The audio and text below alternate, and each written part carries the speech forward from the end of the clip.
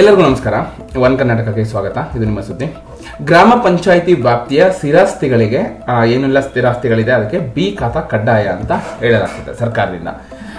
ಬೆಂಗಳೂರು ಸುತ್ತಮುತ್ತ ಇರುವ ಹಳ್ಳಿಗಳು ಹಾಗೂ ಇನ್ನಿತರ ಹಳ್ಳಿಗಳ ಗ್ರಾಮ ಪಂಚಾಯಿತಿಗಳ ವ್ಯಾಪ್ತಿಗೆ ಬರುವ ಯಾವುದೇ ಸೈಟುಗಳು ಅಥವಾ ಜಮೀನುಗಳಿಗೆ ಇನ್ನು ಬಿ ಖಾತಾ ಕಡ್ಡಾಯವಾಗಲಿದೆ. ಸರ್ಕಾರದಿಂದ ಈ ಕುರಿತಂತೆ ಆದೇಶ ಹೊರಬಿದ್ದಿದೆ. ಓಕೆನಾ.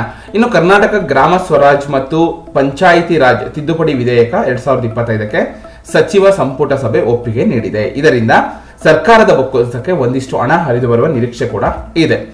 ಹೈಲೈಟ್ಸ್ ಏನು ಅಂತ ನೋಡೋದಾದ್ರೆ ಈ ವಿಡಿಯೋ ಹೈಲೈಟ್ಸ್: ಗ್ರಾಮ ಪಂಚಾಯಿತಿ ವ್ಯಾಪ್ತಿಯ ಸ್ಥಿರಾಸ್ತಿಗಳಿಗೆ ಬಿ ಖಾತಾ ಕಡ್ಡಾಯ, ಆದಾಯ ಸಂಗ್ರಹಕ್ಕೆ ಸಂಪುಟದ ಮಹತ್ವದ ನಿರ್ಧಾರ, 96 ಲಕ್ಷ ಅನಧಿಕೃತ ಆಸ್ತಿ ತೆರಿಗೆ ವ್ಯಾಪ್ತಿಗೆ, ಇದೇ ಅಧಿವೇಶನದಲ್ಲಿ ಕಾನೂನು ತಿದ್ದುಪಡಿ ವಿಧೇಯಕ ಮಂಡನೆ, ಸದ್ಯ ವಾರ್ಷಿಕ 800 ಕೋಟಿ ರು ಆಸ್ತಿ ತೆರಿಗೆ ಸಂಗ್ರಹ ಅವರು ನಿರ್ದಿಷ್ಟ ಗುರಿ ಇಟ್ಕೊಂಡಿದ್ದಾರೆ. ಬಿ ಖಾತಾ ವಿತರಣೆಯಿಂದ ಸಾವಿರಾರು ಕೋಟಿ ನಿರೀಕ್ಷೆ ಕೂಡ ಇದೆ. ನಾನು ಅವಾಗ ಹೇಳ್ದಂಗೆ ಬೆಂಗಳೂರು ಸುತ್ತಮುತ್ತಲಿನ ವ್ಯಾಪ್ತಿಗೆ ಸೈಟು ಜಮೀನುಗಳ ಮೇಲೆ ಬೆಲೆ ಜಾಸ್ತಿ ಅಂತ ಗ್ರಾಮ ಪಂಚಾಯಿತಿ ವ್ಯಾಪ್ತಿಯ ಸೈಟುಗಳಿಗೆ ಹೋಗುವವರೇ ಹೆಚ್ಚು.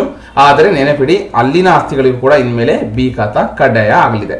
ಸಂಪನ್ಮೂಲ ಕ್ರೋಢೀಕರಣ ದೃಷ್ಟಿಯಿಂದ ರಾಜ್ಯಾದ್ಯಂತ ಗ್ರಾಮ ಪಂಚಾಯಿತಿ ವ್ಯಾಪ್ತಿಯಲ್ಲಿನ ಅನಧಿಕೃತ ಆಸ್ತಿಗಳಿಗೆ ಬಿ ಖಾತಾ ನೀಡಿ ಆಸ್ತಿ ತೆರಿಗೆ ವ್ಯಾಪ್ತಿಗೆ ತರುವ ಮೂಲಕ ಪಂಚಾಯಿತಿಗಳಿಗೆ ವಾರ್ಷಿಕ ಸಾವಿರಾರು ಕೋಟಿ ರು ತೆರಿಗೆ ಸಂಗ್ರಹಕ್ಕೆ ಅವಕಾಶ ಕಲ್ಪಿಸುವ ಕರ್ನಾಟಕ ಗ್ರಾಮ ಸ್ವರಾಜ್ ಮತ್ತು ಪಂಚಾಯತ್ ರಾಜ್ ತಿದ್ದುಪಡಿ ವಿಧೇಯಕ 2025ಕ್ಕೆ ಸಚಿವ ಸಂಪುಟ ಸಭೆ ಒಪ್ಪಿಗೆ ನೀಡಿದೆ.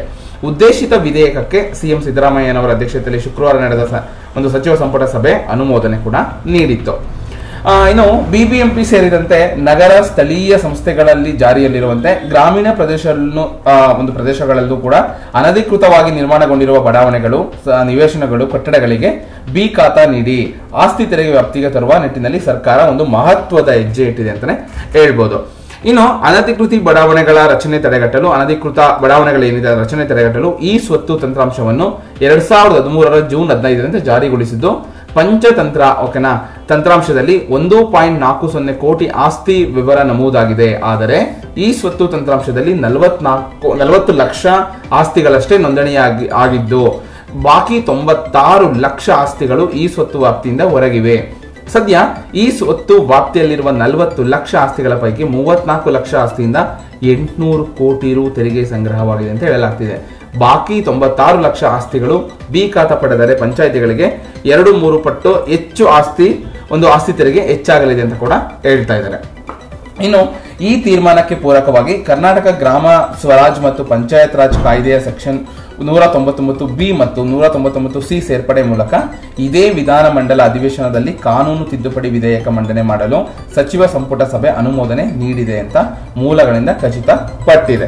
ಗೊತ್ತಾಯ್ತಲ್ಲ ನಿಮ್ಗೆ. ಸೊ ಯಾವುದೇ ಒಂದು ಗ್ರಾಮ ಪಂಚಾಯಿತಿ ಇದ್ರೂ ಅದು ಬಿ ಖಾತಾ ಕಡ್ಡಾಯ ಆಗುತ್ತೆ. ಇನ್ನು ಈ ಖಾತಾ ಕೊಡಿಸಿದರೆ ಹಣ ಏನಾಗ್ತಿದೆ ಅಂದ್ರೆ, ಇತ್ತೀಚೆಗೆ ಬಿಬಿಎಂಪಿನ ಒಂದು ಹೊಸ ಯೋಜನೆಯೊಂದನ್ನು ಜಾರಿಗೊಳಿಸಿದೆ. ಏನಂದ್ರೆ, ಆಸ್ತಿಗಳ ಮಾಲೀಕರಿಗೆ ಈ ಖಾತಾ ಸಿಗುವಂತೆ ಸಹಾಯ ಮಾಡುವವರಿಗೆ ಬಿಬಿಎಂಪಿ ಹಣ ನೀಡಲಿದೆ. ಒಂದು ಖಾತೆಗೆ 45 ರೂಗಳಂತೆ ಹಣ ನೀಡುತ್ತಿದೆ. ಒಂದು ಖಾತೆ ಯಾರಿಗಾದ್ರೂ ನೀವು ಮಾಡಿಸ್ಕೊಟ್ರೆ ನಿಮಗೆ 45 ರೂಪಾಯಿ ಕೊಡ್ತಾರೆ. ಈ ಖಾತಾ ಸೇವೆ ಒದಗಿಸಿ ಪ್ರತಿ ಖಾತೆಗೆ 45 ರು ಗಳಿಸಿ ಕಾರ್ಯಕ್ರಮ ಜಾರಿಗೆ ತಂದ ಬಿಬಿಎಂಪಿ ಮೊಬೈಲ್ ಸಂಖ್ಯೆ, ಆಧಾರ್ ಕಾರ್ಡ್ ಬಳಸಿ ನೋಂದಣಿ ಮಾಡಿಕೊಂಡು ಈ ಖಾತಾ ಸೇವೆ ಮಾಡಬಹುದು. ಪ್ರತಿ ಅರ್ಜಿ ತಿದ್ದುಪಡಿಗೆ 45 ರೂಪಾಯಿ ಹಣ ಗಳಿಸಬಹುದು ಅಂತ ಯಾರಾದ್ರೂ ಇದನ್ನ ಇದ್ರೆ ಅದನ್ನ ಮಾಡಿ 45 ರೂಪಾಯಿ ಗಳಿಸಬಹುದು ಅಂತ ಬಿಬಿಎಂಪಿ ಒಂದು ಆಫರ್ ಕೂಡ ಕೊಟ್ಟಿದ್ದಾರೆ. ಓಕೆನಾ. ಇದು ಇತ್ತೀಚಿನ ಲೇಟೆಸ್ಟ್ ಅಪ್ಡೇಟ್. ಇದೇ ರೀತಿ ಹೆಚ್ಚಿನ ಮಾಹಿತಿಗಾಗಿರ್ಬೋದು, ಸರ್ಕಾರದ ಅಪ್ಡೇಟ್ ಆಗಿರ್ಬೋದು, ಅಥವಾ ಲೇಟೆಸ್ಟ್ ಜಾಬ್ ಅಪ್ಡೇಟ್ ಆಗಿರ್ಬೋದು, ಇದಕ್ಕೆಲ್ಲ ನನ್ನ ಯೂಟ್ಯೂಬ್ ಚಾನಲ್ ಸಬ್ಸ್ಕ್ರೈಬ್ ಮಾಡಿ ಇದೇ ರೀತಿ ಸಪೋರ್ಟ್ ಮಾಡ್ತಾ ಇರಿ. ಧನ್ಯವಾದ.